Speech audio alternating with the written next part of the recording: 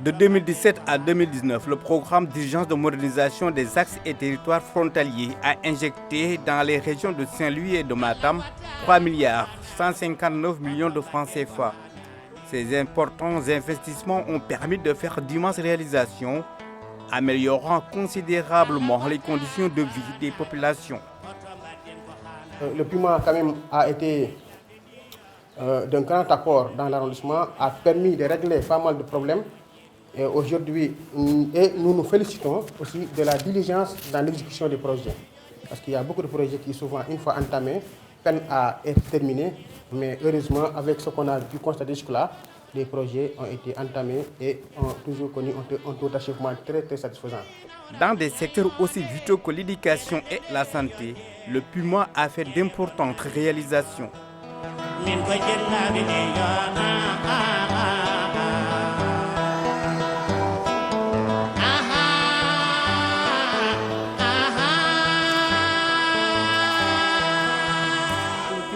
Nous a offert une case des tout petits. On a 4 classes. On a la petite section qui prend en charge les enfants de moins de 3 ans. Encore la moyenne section, les enfants de 4 ans et la grande section, les enfants de 5 ans. On remercie aussi le PUMA, vraiment merci à vous.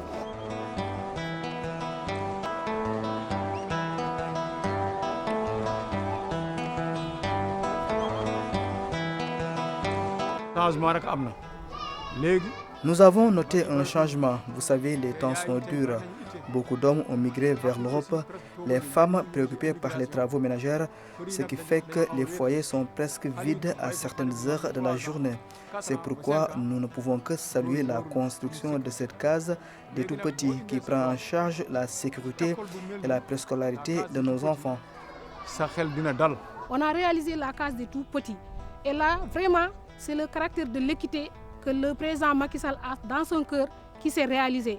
Ces petits-enfants des zones frontalières-là ont les mêmes droits que ces enfants de Dakar qui fréquentent 7h30, qui sont bien habillés en blouse dans la salle avec des jouets, avec des chansons et qui sont mis dans une atmosphère en sécurité.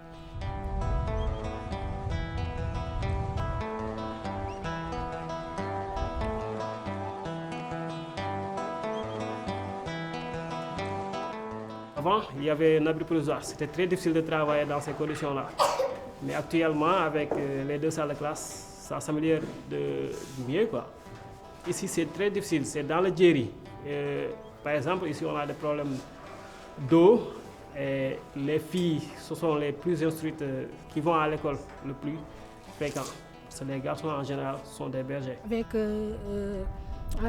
la construction des salles de classe dans la localité de Bobori, que les populations ont même nous ont fait découvrir maintenant les menaces des violences basées sur le genre. Ce n'est plus la scolarisation des filles, mais c'est l'absence de certaines infrastructures sociales de base. Si vous avez dans une localité, vous construisez une école sans point d'eau, il y a une forte raison que les filles sortent encore pour aller chercher de l'eau.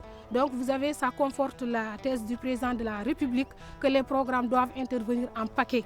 On ne doit pas intervenir en projet. En début d'année, on était confrontés non seulement à un problème de salle, mais aussi à un problème de table-banc. Donc, et PUMA, avec l'appui de Moussa Sow, nous a octroyé beaucoup de table-bancs, d'une hauteur de 50 table-bancs, et aussi des chaises, des bureaux, des armoires. Donc vraiment, PUMA, de façon très simple, nous a enlevé une épine du pied. On remercie vraiment le PUMA de nous avoir fourni ces salles. Et franchement, c'est important quand même pour nous d'avoir ces salles parce qu'on en a besoin. C'est un très grand honneur, voire un plaisir pour nous d'avoir un bijou de cette dimension qui a été vraiment construit et équipé par PUMA. Et on remercie également tous ceux qui, de près ou de loin, n'ont ménagé aucun effort pour que ça puisse arriver dans nos mains ici à Dimat. Parce qu'au départ, il y avait Diagraphe Amodja qui avait fait les démarches. Il a porté ce projet auprès du PUMA et au finish, on a pu bénéficier de ce bijou qui est venu à son heure. parce qu'au moment où on implantait ces classes-là, il nous manquait des salles de classe arrivées. Donc vraiment, nous sommes très ravis de la construction, de l'équipement. Il a mis 50 tables bancs, 2 bureaux, 2 armoires métalliques et 2 chaises. Vraiment, c'est un très grand plaisir pour les Dimarois. Au total, 8 salles de classe, 3 postes de santé et une ambulance médicalisée ont été mis à la disposition des populations. Avant le poste de santé, la population se déplaçait jusqu'à Kahedi pour se soigner ou bien à Djongton. Et maintenant, ils se soignent ici. Donc il y a un peu d'amélioration. Depuis que le poste de santé est venu ici, on se soigne directement ici. Vraiment, c'est tout près de nous. Il y a un impact positif? Il y a un impact très positif, vraiment.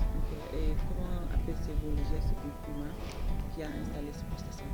Oh, vraiment, on salue vraiment ce geste. C'est un grand geste que le Puma a fait en faveur de ces populations vraiment démunies. Le poste de santé Ce poste de santé est d'une grande utilité. Avant, on faisait 15 km pour aller se soigner.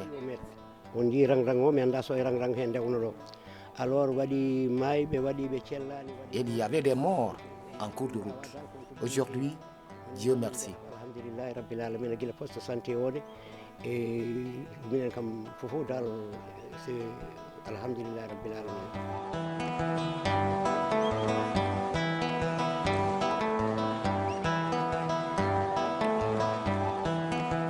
C'est un poste un peu enclavé, la population aussi souffrait parce que pour quitter Tiguéré, aller jusqu'à Matam ou à Djamel, c'est rencontrer vraiment d'énormes problèmes. Donc on est là au secours des populations. Nous sommes très enclavés. Il y a le fleuve, le bras de Djamel qui nous barre. Et le poste de santé de Djamel, il n'y a pas de route, on ne peut même pas passer là-bas. Donc les gens, on les transporte le plus souvent en charrette. Il y a eu beaucoup de décès, il y a eu même des noyades au niveau du fleuve. Donc ce qui veut dire que vraiment avec ce programme, nous sommes très soulagés. Et au nom aussi des populations, en tant que maire, je parle au nom de tous les chefs du village, parce que je suis le maire et le chef des chefs du village. Donc je dis que tous les chefs du village, toutes les populations de Tigre-Siré et Tigre-Yéné sont très contents de ce programme et sont très contents aussi du président de la République. Les accouchements à domicile se faisaient dans ces zones-là parce que c'est des zones enclavées qui sont très loin des services de référence. Nous avons accompagné les ambulances médicalisées. Et là, c'est des postes de santé, plus les ambulances médicalisées qui ont aussi fait un paquet énorme, qui ont soulagé ces populations par rapport à ces dangers liés surtout aux accouchements. Autre réalisation et non des moindres, les équipements hydrauliques et le désenclavement. Pour ces 2 volets, le Puma a fait dans le fast track pour faire de l'équité territoriale une réalité. Le Puma est venu pour réaliser un forage et le raccorder au château d'eau existant. En plus, le Puma a mis en place une potence qui permettrait à l'hôpital, en tout cas, de prendre en charge leurs activités. On puisait l'eau du puits où on allait chercher l'eau de la rivière. En période d'hivernage, la qualité de l'eau du puits se dégradait et on souffrait. Avec cette réalisation du Puma, on est soulagé.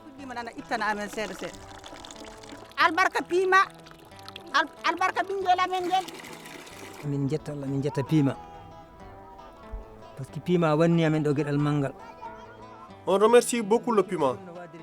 Pendant 9 ans, nous avons souffert du manque d'eau. On est content.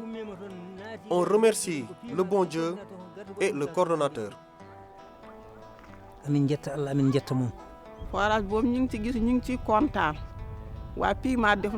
Nous sommes vraiment contentes. Le Puma nous a offert un forage. Nous remercions Moussa Sow, le coordonnateur du Puma.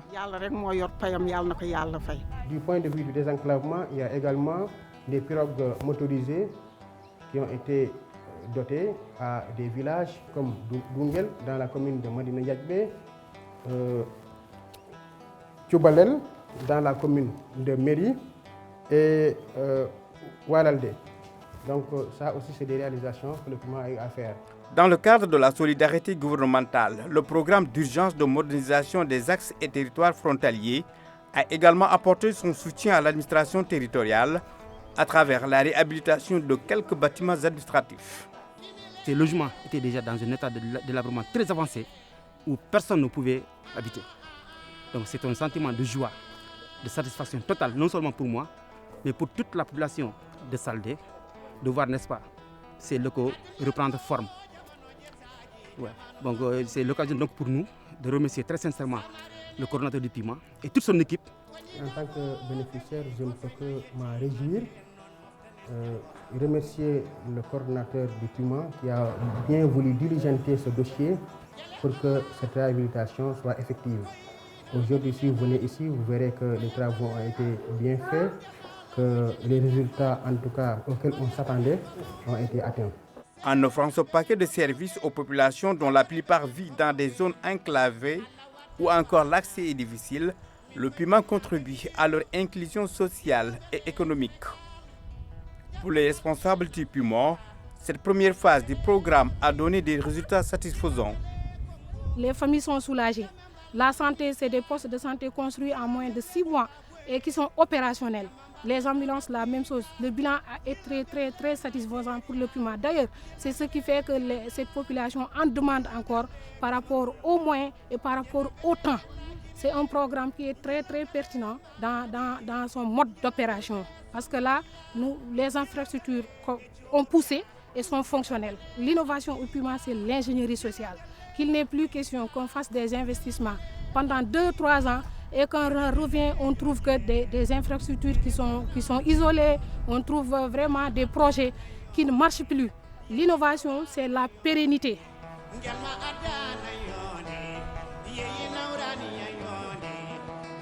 Grâce au PIMA, les populations des zones frontalières ont désormais accès aux services sociaux de base, ce qui leur permet maintenant de participer pleinement aux activités socio-économiques du pays.